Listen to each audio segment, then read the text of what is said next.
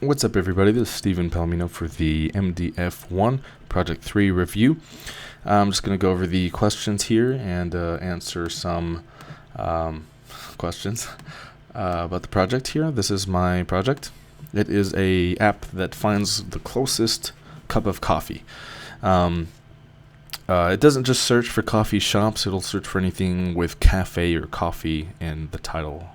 So, and it does use the Foursquare API, so anything that's been tagged with that will pop up. I also used 3 other repos. One is a progress HUD, which will pop up here as soon as I refresh the icon. This loading HUD comes up. The second was a image cache over here to just put the icons in a cache so that whenever I scroll, it wouldn't lag or get all jumpy. Because without that, every time it dequeues the cell, it just makes another request to the server for the icons. So I cached that, and AF networking, I'm just using that to make the requests.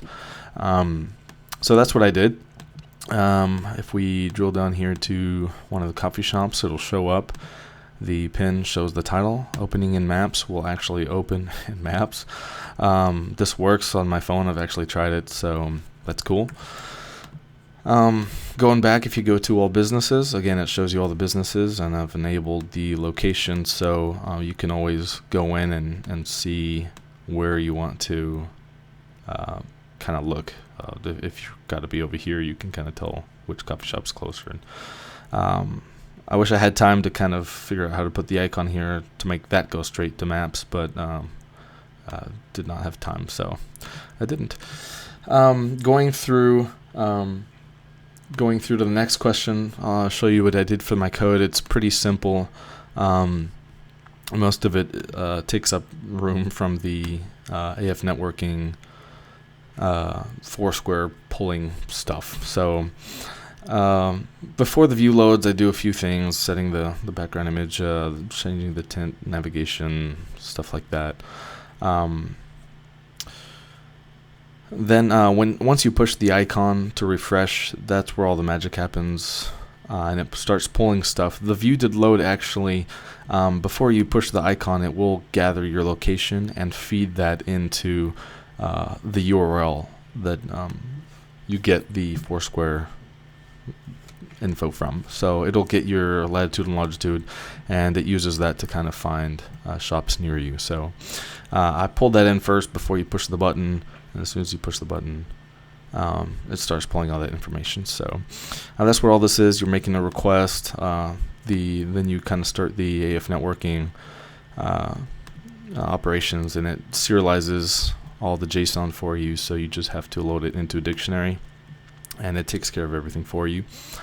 The cool thing about it is you get blocks with AF networking, so you can do your you can start loading your HUD here, and then once it pulls all the information, once it finishes pulling all the information, you can here hide the HUD. So that's cool. So yeah, that's cool. Anyway, all the information gets pulled in a dictionary and then stored to an array. All these arrays here. So you just have to drill down, find what you need, and then put it to an array.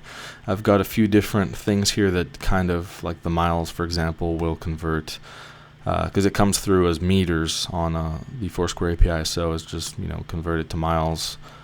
Set the maximum number of digits you want after the decimal, and then put that in to the array again. So, and I also, something else worth noting is I did loop through all the objects and create the custom object that we were supposed to make on our assignment. I looped through all the objects and created them as the information was being pulled in. That way I didn't have to allocate and instantiate them in a view to load one at a time. So that was handy.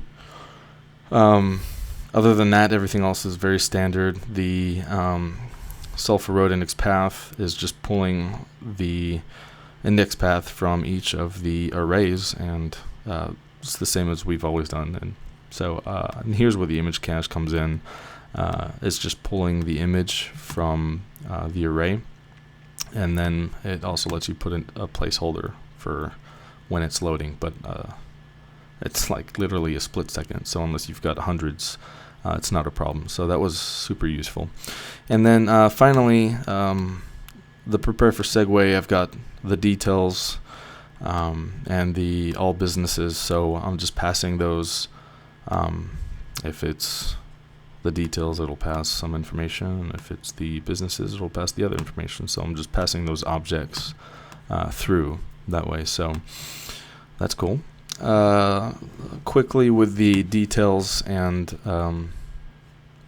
all businesses. The details, it's very basic. You're just setting the pin, the span, the zoom, and that's it. You're just pulling the information from the data that was passed in from the previous view.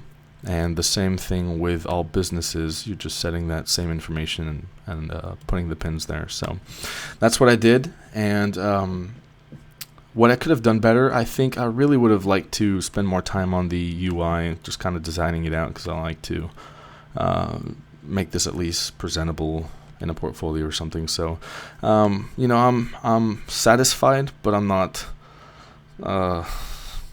pleased, I guess. It's okay, but it could look better. So I could have done that better. Like I said before, I wanted to, for all businesses, put an icon here so you could go straight to maps. Little things like that, usability, and again, thanks to Angie for helping me with some of the design and user experience side of things, where she helped me clarify a lot of this stuff. So thank you.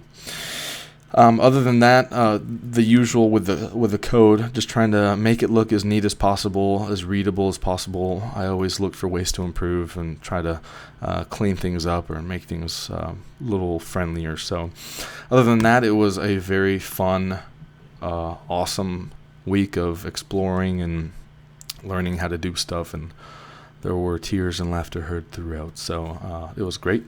This has been my Project 3 review. Thanks for watching.